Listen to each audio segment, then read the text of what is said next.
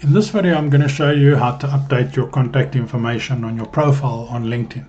So here we are on the home page. You can access your profile by clicking on the left, your photo or your name, or by clicking on the me icon and then click on View Profile. When you arrive at your profile, you will see a link here that says Contact Info.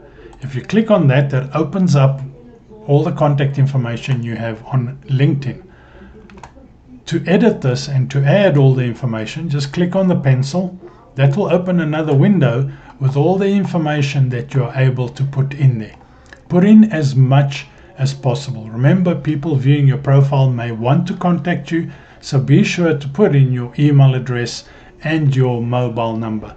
Once you finish updating that, just click on Save, and that will then be available on your profile.